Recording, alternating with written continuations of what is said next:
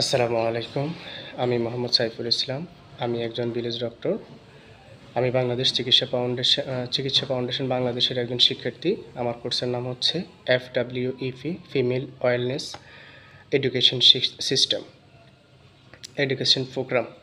এই কোর্সে দুজন শিক্ষক হলেন ডক্টর রাবেয়া আক্তার রিমা ম্যাডাম এবং পবিত্র কুমার শীল স্যার। আমি স্যারদেরকে অসংখ্য ধন্যবাদ জানাই যে আমাদেরকে এত সুন্দর প্রাঞ্জল ভাষায় সহজভাবে এই কোর্সটি সম্পর্কে ধারণা প্রদান করার জন্য। আজকে আমি নারীদের একটি রোগ PCOS রোগ সম্পর্কে আলোচনা করব।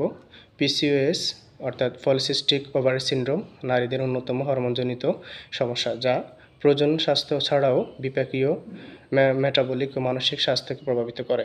এটি বিশ্বব্যাপী নারীদের মধ্যে বন্ধ্যাত্ব ও ডিম্বাশয়জনিত সমস্যা তৈরির প্রধান কারণ।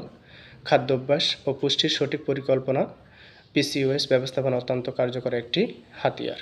এটি হরমোন ব্যালেন্স, ওজন নিয়ন্ত্রণ, ইনসুলিন সেন্সিটিভিটি এবং ওভুলেশন রিস্টোর করতে সহায়তা করে। PCOS রোগীদের মধ্যে সাধারণত যে সকল লক্ষণ দেখা যায়: ইনসুলিন রেজিস্ট্যান্স, অতিরিক্ত অ্যান্ড্রোজেন হরমোন, ওজন বৃদ্ধি, ইনফ্লামেশন, ভিটামিন ও মিনারেলের ঘাটতি। PCOS রোগীদের জন্য জরুরি পুষ্টিগুণযুক্ত উপাদান হলো কম গ্লাইসেমিক ইনডেক্স, স্বাস্থ্যকর চর্বি, প্রোটিন, অ্যান্টি ইনফ্ল্যামেটরি খাবার এবং জরুরি ও ভিটামিন ও মিনারেল।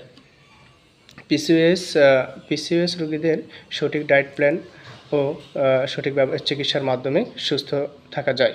ধন্যবাদ সবাইকে। আসসালামু আলাইকুম।